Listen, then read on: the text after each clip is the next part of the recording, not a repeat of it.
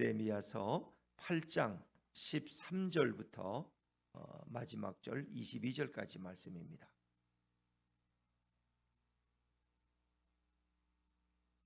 구약성경 1064쪽입니다. 구약성경 1064쪽 에레미야 8장 13절부터 22절까지 말씀입니다. 저와 여러분이 한 절씩 교독하십니다.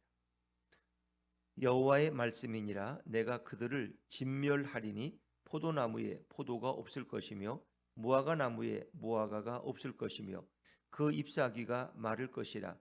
내가 그들에게 준 것이 없어지리라 하셨나니 우리가 어찌 가만히 앉았으랴.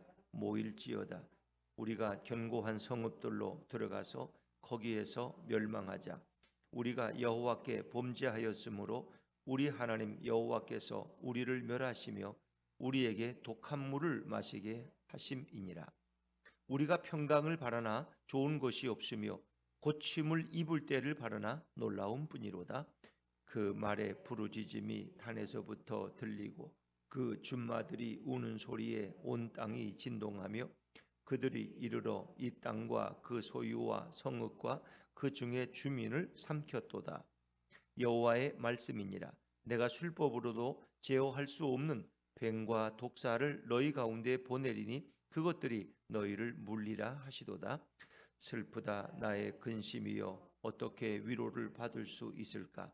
내 마음이 병들었도다. 딸 내 백성의 심히 먼 땅에서 부르짖는 소리로다. 여호와께서 시온에 계시지 아니한가. 그의 왕이 그 가운데 계시지 아니한가. 그들이 어찌하여 그 조각한 신상과 이방의 헛된 것들로 나를 경노하게 하였는고 하시니 추수할 때가 지나고 여름이 다하였으나 우리는 구원을 얻지 못한다 하는도다. 딸 내 백성이 상하였으므로 나도 상하여 슬퍼하며 놀라움에 잡혔도다. 길르앗에서는 유향이 있지 아니한가. 그곳에는 의사가 있지 아니한가. 딸 내 백성이 치료를 받지 못함은 어찌 됨인고. 아멘. 할렐루야. 네, 오늘도 주님의 평화가 우리 모두와 함께 하시기를 간절히 바랍니다. 자, 에레미야 8장 13절부터 8장의 마지막 부분은 하나님의 심판이 이제 결정되어지고 그것을 돌이킬 수 없는 상황 속에서 백성들의 반응과 또 선지자의 눈물 어린 애통의 간구가 오늘 소개되고 있습니다. 자, 13절은 하나님의 심판 선언 메시지라고 할 수 있죠. 이제 그들에게는 다시금 희망이 없습니다. 자, 13절 말씀을 다시 읽어봅니다. 13절입니다. 시작. 여호와의 말씀이니라. 내가 그들을 진멸하리니 포도나무에 포도가 없을 것이며 무화과 나무에 무화과가 없을 것이며 그 잎사귀가 마를 것이라. 내가 그들에게 준 것이 없어지리라 하셨나니. 포도나무에 포도가 없는데 그 앞에 뭐예요? 내가 그들을 진멸하리니. 진멸이라는 것은 헤렘이라는 말로 설명되는데 완전히 생명을 없애는 거예요. 진멸. 하나님이 이제 이스라엘을 완전히 진멸하시기로 작정하셨다. 심판을 결정하셨다. 그런 거죠. 여호와의 말씀이니라. 내가 그들을 진멸하리. 내가 그들을 진멸하리니. 이제 그 땅에 살 수가 없어요. 왜? 포도나무에 포도가 없고 무화과 나무에 무화과가 없어요. 잎사귀가 다 말라버리고 그 땅에서는 어떤 소득도 얻을 수가 없어요. 근데 이 포도나무란 표현은 이스라엘에 대한 하나님의 상징적인 표현입니다. 그래서 우리가 출애굽기에 보면은 하나님께서 애굽에서 가장 좋은 극상품 포도나무를 가나안에 옮겨 심었다고 했어요. 그래서 하나님은 뭔가 이 포도나무에 대한 기대를 가지고 최고의 극상품 포도나무를 사서 옮겨놨는데 심었는데 그 포도나무가 결국 어떻게 됐어요? 야생 포도가 되었다는 거예요. 그러니까 하나님의 기대에서 빗나간 백성들이에요. 하나님은 이런 기대를 가지고 제일 좋은 포도 품종을 가져와서 가나안 땅에 심었는데 그것이 야생 포도가 돼서 그 열매는 먹을 수가 없다는 거예요. 먹을 수 없는. 그러니까 하나님의 기대를 저버린 자들은 이제는 열매를 맺지 못하는 포도나무로 버림당하게 된다는 거죠. 하나님이 기대했던 정의의 열매, 공의의 열매, 그 사랑의 열매를 그들은 맺을 수가 없어요. 또 무화과 나무에 무화과가 없을 것이며. 무화과 나무에. 자, 우리가 예수님의 말씀에 누가복음 12장인가요? 어떤 포도원 농부가 포도원 주인이 포도나무 가운데 좋은 무화과 나무를 하나 심었어요. 그런데 그것이 3년이 지나도 열매가 없어요. 그래서 그것을 잘라버려라 라고 주인이 말합니다. 그러니까 가원지기가 제가 한 해만 더 두어서 거름을 주고 잘 가꿔서 혹시 열매를 맺으면 그때는 그냥 둬도 되지 않습니까 하는 그런 말씀이 나옵니다. 무화과 나무가 열매를 맺지 못할 때 잘라버리는 거예요. 그러니까 하나님이 기대하던 열매를 맺지 못하는 이스라엘 백성, 유다 백성들은 결국은 진멸당하게 됐다는 거예요. 진멸당하게. 그래서 잎사귀 하나도 살아남지 못하는, 다 말라버리는 그런 하나님의 진멸의 선포예요. 그리고 13절 후반절에 보니까 내가 그들에게 준 것이 없어지리라 하였나니, 하나님이 그들에게 준 것이 있어요. 하나님이 그 백성에게 너무나 많은 선물을 주셨어요. 너무나 많은 은총을 베풀어 주셨어요. 근데 그 모든 선물과 은총을 다 걷어가신다는 거예요. 걷어가신다. 이 하나님이 그 은혜를 걷어갈 때, 선물을 걷어갈 때, 은총을 걷어갈 때 어떻게 될까요? 그 인생은 얼마나 비참할까요? 생각해 보세요. 우리가 이렇게 살아갈 수 있는 것은 하나님께서 우리에게 은혜를 베풀어 주신 거예요. 건강을 주신, 선물로 주신 거예요. 직장을 은혜로 주신 거예요. 이렇게 행복한 가정도 우리에게 은혜로 주신 거예요. 근데 하루아침에 그걸 다 걷어가신다고 생각하면 뭐 남는 게 아무것도 없죠. 뭐 예를 들면 자식에게 부모가 모든 걸 다 줬어. 뭐 신용카드도 주고 차도 주고 집도 주고 옷도 주고 먹을 거 다 줬어. 근데 그 자식이 부모의 마음에서 벗어났어. 그래서 어느 날 부모가 제일 먼저 하는 일이 뭐예요? 너가 그렇게 해봐라. 신용카드 정지시켰어. 이제는 신용카드를 쓸 수가 없어. 어디 가도 뭐 밥 한 끼 먹을 수가 없어. 차도 회사에서 가져가 버렸어. 그 렌트했던 거거든요. 가져가 버렸어. 집도 주인이 와서 내달라 그러는 거예요. 그 아무것도 할 수 없어. 직장도 이제는 거기서 퇴사를 명령했어.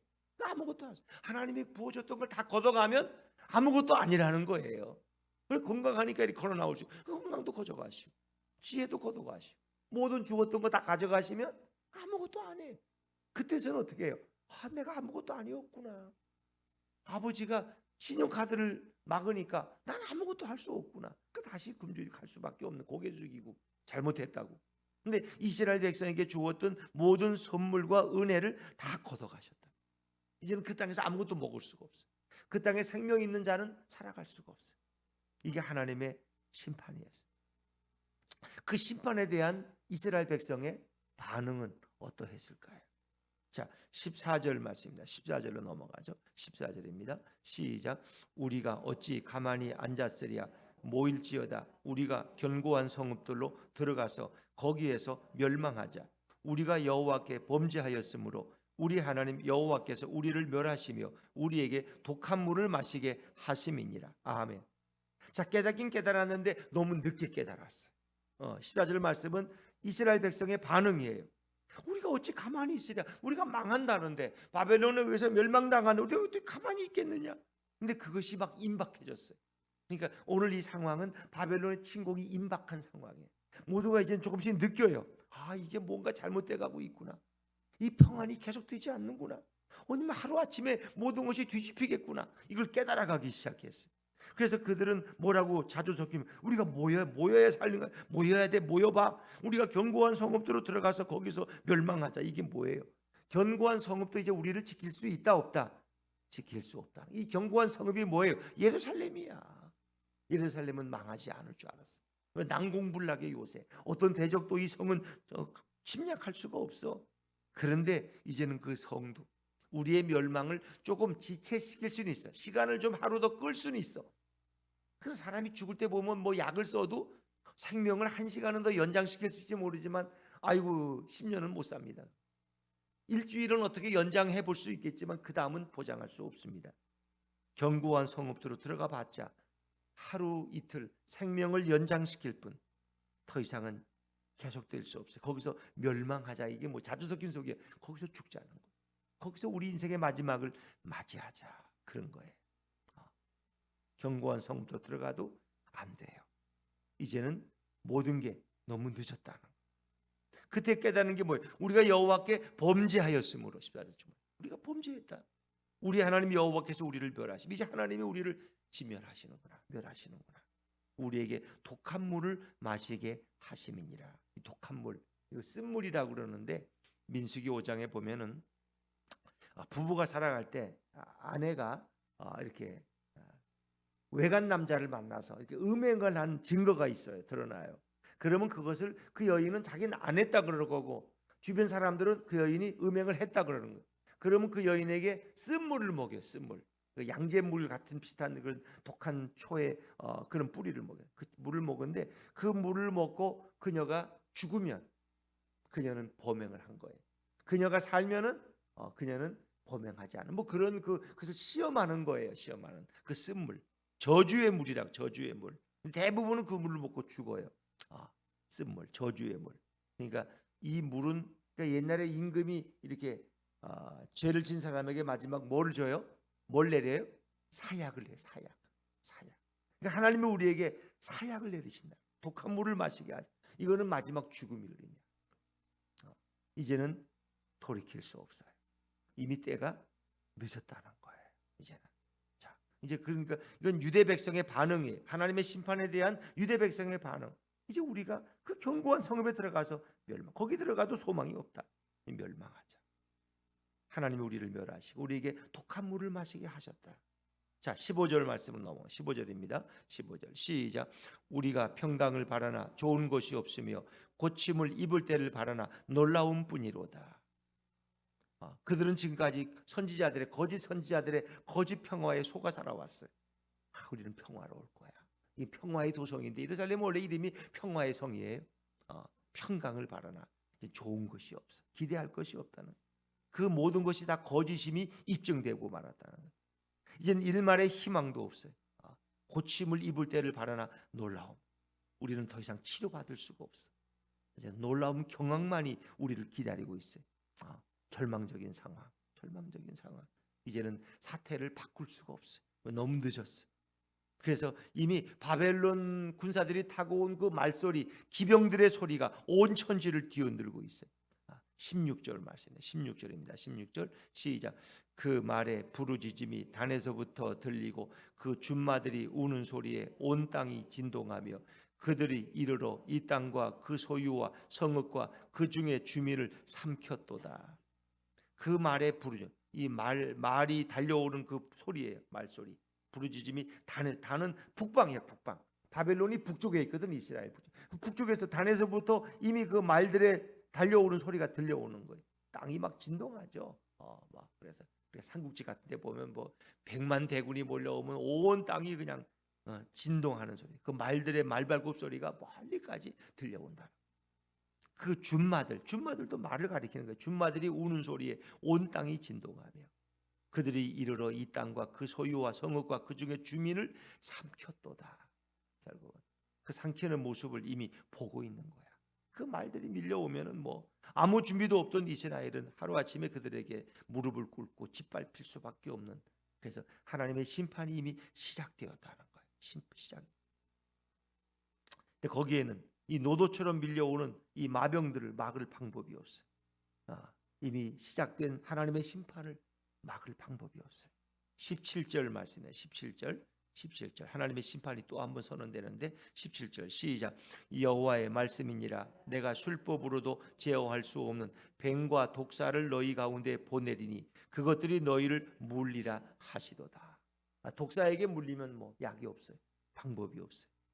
너희가 이제 피해갈 수가 없다는 거예요. 하나님의 심판을 피해갈 방법이 없어.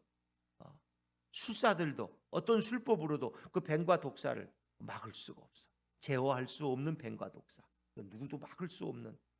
보통 이렇게 뭐 에집트 같은데 술사들은 뱀을 막 다스려요. 그래서 뱀을 막 명령하고 뭐 이렇게 하는데 이제 그렇게 할 수 있는 방법이 없다는 거예요. 뱀과 독사, 누구도 제어할 수 없는 뱀과 독사를 너희 가운데 보내. 이건 누구도 멈추게 할 수가 없어. 그것들이 너희를 물고 결국 독사에 물리면 너희는 죽는다는 거예요. 죽는다. 이미 떼어졌어. 모든 것이 떼어졌어. 이젠 다시 돌이킬 수가 없다. 마치 오늘 이 모습을 보면 주님의 재림을 주님이 재림하실 때 그 회개를 거부한 자들이 당할 운명. 주님이 오실 때 이미 심판은 시작되었고 그 회개의 시간을 주어 주셨는데 그 은혜의 시간에 회개하지 못하고 예수를 이렇게 돌아가지 못하고 주님을 영접하지 못하면 그건 다시금 기회가 없다는 거예요. 결국은 우리를 멸하시고 독한 물을 마시게 했을 것이다. 이제는 돌이킬 수 없다.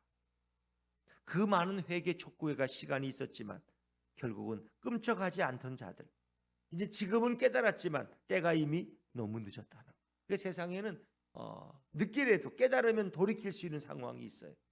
어떻게든 뭐 돈을 꿔다 막으면 부도는 막을 수 있는지 모르겠어요. 다는 못해도 반은 막을 수 있는지 모르겠어요. 그런데 이거는 그런 기회가 이미 사라져버렸어요. 다시 돌이킬 수 없는 상황. 때늦은 후회와 고통을 이야기하는 거예요. 이스라엘 백성이 광야에서 불평할 때가 있었어요. 그때 하나님이 그들이 원망의 죄를 지을 때 뭘 보내셨어요? 불뱀을 보내셨어요. 불뱀을. 그래서 불뱀이 와서 이스라엘 백성을 물어가지고 그들이 죽어가기 시작했어요. 그러니까 모세가 하나님 이 백성을 다 죽이시겠습니까? 하면서 하나님 앞에 부르짖었더니 하나님이 모세에게 한 방법을 알려주셨어요. 기둥을 만들고 그 불뱀의 모양을 한 노수로 만든 그 불뱀의 모양을 장대 끝에 매라. 그리고 그것을 바라보는 자는 살 것이다. 그래서 많은 백성들은 그 노뱀을, 장대 끝에 달린 노뱀을 바라보고 치료를 받았어요. 그런데 그것을 바라보지 않던 자들은 다 죽임을 당했습니다. 그건 하나님이 은혜를 베푸신 거예요. 그때라도 돌이키고 바라보는 자에게는 구원이 있어요. 치유함이 있어요. 근데 바라보지 않는 자들은 그때도 심판을 당했어요. 근데 이 마지막 17절의 기회는 이제는 노뱀이고 뭐고 없는 거야. 이제는 돌이킬 수 없는, 이제는 때늦은 후회와 고통이 밀려오는, 누구도 이 상황을 바꿀 수 없어. 왜? 이미 심판이 시작됐기 때문에. 그래서 너희들을 물어버릴 것이다. 자, 이제 이 모든 것을 예언하는 에레미야는 이제 이 백성이 하나님 앞에 어떻게 진멸당한 것을 너무나 눈으로 보고 있어요. 이미 다 환상으로 보고 있어요. 너무 마음이 아픈 거야. 잠시 후면은 이제 이 백성은 다시 돌이킬 수 없는 일을 경험하게 돼요. 그래서 28절에 위에 있는 그 제목이 뭐예요? 선지자의 번뇌예요. 번뇌. 오늘 우리가 읽은 본문의 맨 앞으로 4절에 가면 이 제목이 죄와 벌이에요. 그들의 지은 죄의 결과가 결국 피할 수 없는, 돌이킬 수 없는 벌, 심판으로 연결되어지는 거죠. 자, 오늘 에레미야는 이런 이스라엘 백성의 멸망을 마지막까지 바라보면서 그런 어떤 심정을 토로할까? 그의 슬픔이 이루 말할 수 없어요. 자, 18절 말씀입니다. 18절 시작. 슬프다 나의 근심이여 어떻게 위로를 받을 수 있을까? 내 마음이 병들었도다. 정말 자신의 예언을 조롱했던 이 백성들이 이제 멸망 가운데 처해졌어요. 멸망 가운데. 그런데 에레미야의 마음은 고놈들 고소하다. 내 말을 그렇게 안 듣고 돌이키지 않고 나를 돌로 치더니 너희들이 이제 큰일을 당하는구나, 이런 조소와 비난이 아니라 그 마음이 너무 아픈 거야. 이제는 돌이킬 수 없는 이 상황 가운데 슬프다 나의 근심이여, 내 마음이 찢어지는 것 같은 거예요. 이 돌이킬 수 없는 상황 가운데서 그런 마치 중병에 들린 사람처럼 너무너무 괴로워서 견딜 수 없는 이 호소, 이것이 18절의 표현이에요. 슬프다 나의 근심이여 어떻게 위로를 받을 수 있을까? 내 마음이 병들었도다. 내 마음이 중병으로 죽어가는 그런 고통을 에레미야는 느끼는 거예요.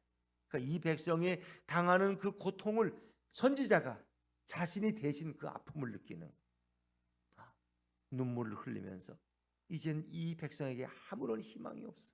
그걸 바라보는 에레미야의 마음은 찢어질 것 같고 마음이 미어지는 것 같아. 어떻게 그 슬픔을 표현할 수가 없는 시적인 표현이에요. 어떻게 위로를 받을 수 있을까? 내 마음이 이미 중병이 들어서 죽어가고 있는, 누구도 위로할 수 없는 그 상황을 표현하는 거예요. 자, 그러면서 안타까운 소리가 또 하나님으로부터 들려오죠. 19절 말씀입니다. 19절 말씀 같이 읽습니다. 시작. 딸 내 백성의 심히 먼 땅에서 부르짖는 소리로다. 여호와께서 시온에 계시지 아니한가? 그의 왕이 그 가운데 계시지 아니한가?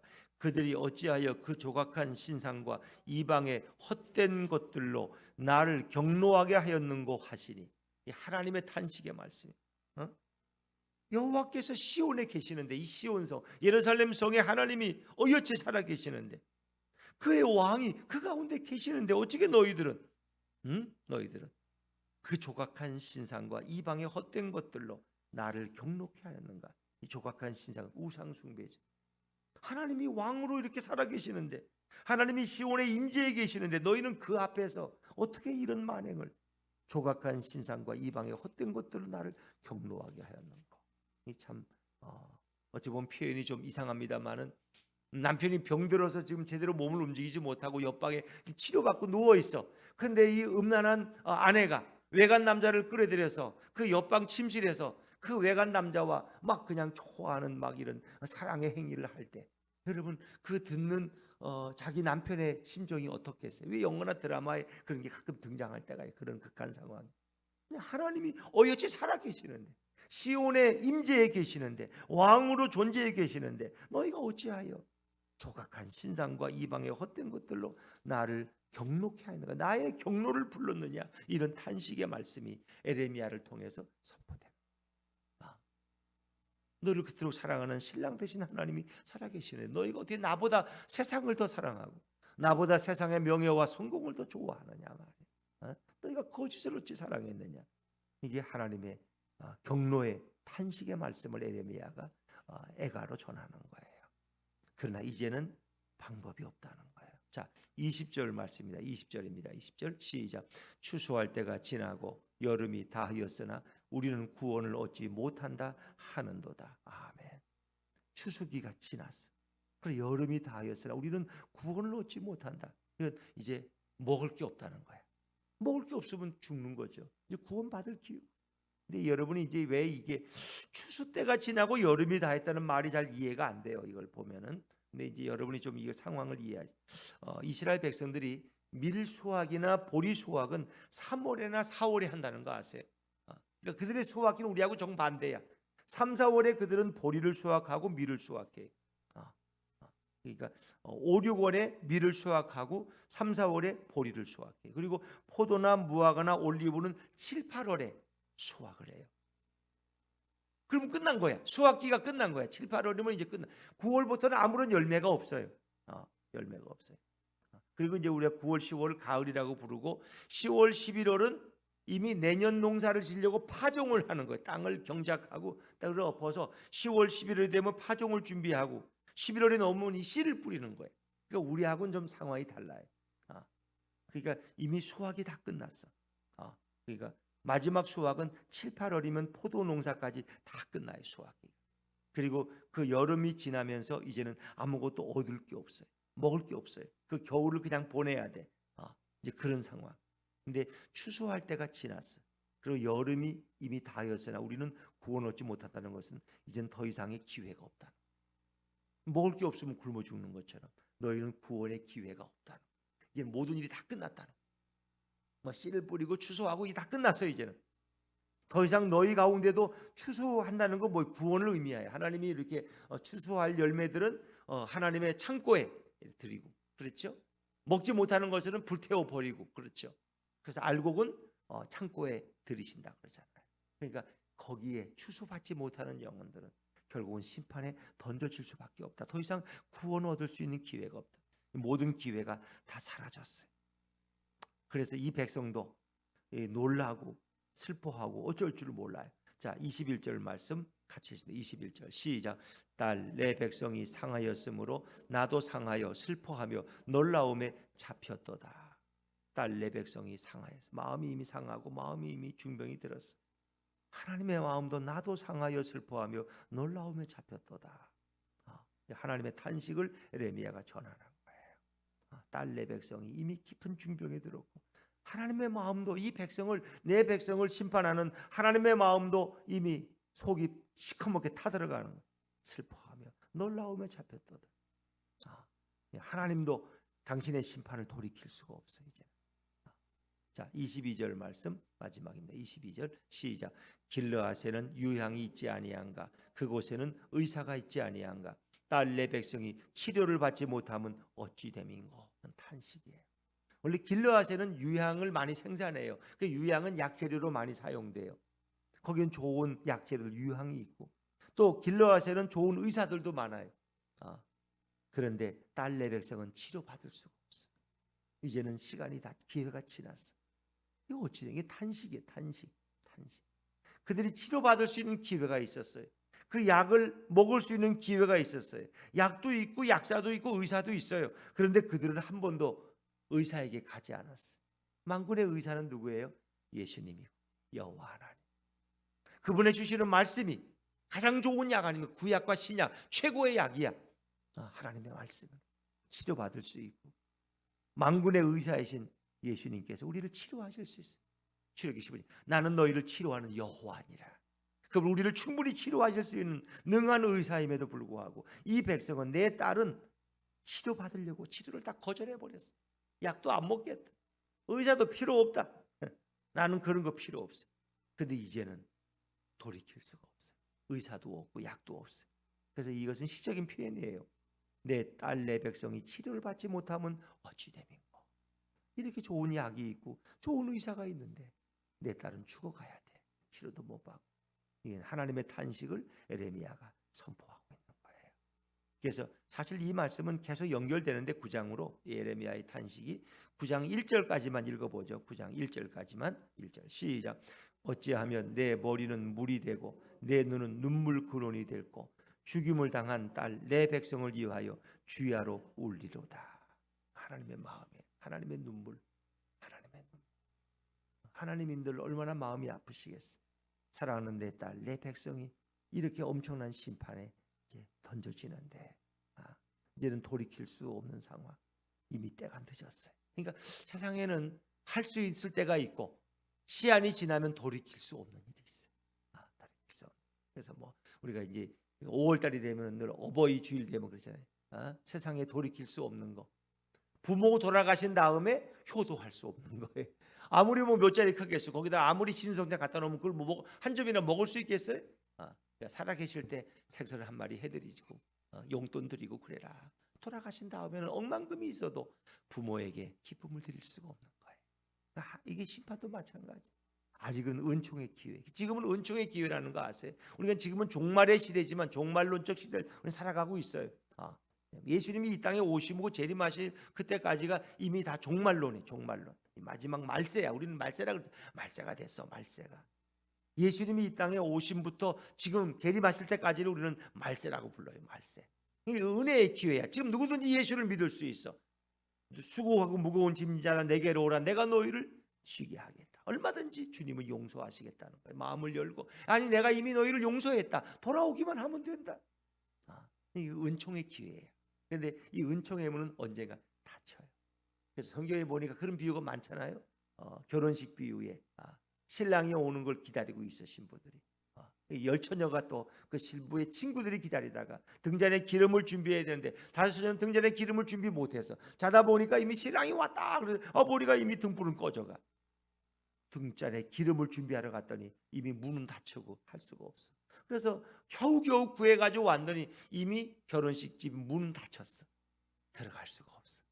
이미 결혼식은 시작됐어. 천국에 주님이 우리를 이끌어 천국에서 그 하늘에서 잔치를 베푸는 메시아의 잔치를 베푸는데 거기에 참여할 수가 없다는 거예요. 그 지금은 우리에게 어떤 잘못을 주고 어떤 죄인이라도 돌아오면 내가 용서하겠다. 내가 다시 받아주겠다. 없던 일로 해주겠다는 거예요. 죄를 묻지 않겠다는 거예요. 그러나 이 은총의 유예 기간이 끝나면 근데 누구도 돌이킬 수 없는 하나님 자신도 돌이킬 수 없는 상황. 이미 심판이 시작돼요. 문은 닫혔기 때문에. 그래서 오늘 에레미야의 이 눈물의 애가는 계속되어집니다. 이제 9장으로도 계속 연속되어지는데 너무 늦었다는 거예요. 때늦은 후회와 고통을 노래하는 에레미야의 심정은 얼마나 아플까. 그렇기 때문에 우리는 오늘도 한 영혼이라도 더 구원해야 되고 한 영혼에게 예수의 생명의 복음을 전해야 된다. 오늘 우리 자신들도 주님 앞에서 오늘이 마지막이라는 심정으로 하루하루를 살아가야 된다. 그래서 우리 모든 그리스도인들은 늘 깨어 있어야 돼. 언제가 나의 마지막이 될지 모르니까. 주님이 언제 내 생명을 걷어갈지 모르니까. 그것은 뭐 꼭 주님이 재림하심으로써 오는 역사적인 그런 종말적인 심판도 마지막 재림도 있지만 오늘 내 개인이 주님의 부름을 받을 때 그것이 나의 마지막 종말이에요. 그렇기 때문에 사람마다 그 종말은 다 다르죠. 오늘 하루라도 내가 생명이 붙어 있을 때 주님을 위해서 어떻게 살아가느냐, 어떻게 영광을 돌리느냐, 그것이 우리의 결단이고 우리가 분별할 지혜죠. 오늘도 주님을 예수 그리스도를 내 인생의 주인으로 모시고 만군의 의사 되시고 모든 좋은 치료제를 가지고 계신 그분 앞에 우리가 오늘도 내 몸을 맡기고 주님과 동행하는 복된 하루가 되시기를 주의 이름으로 축원합니다.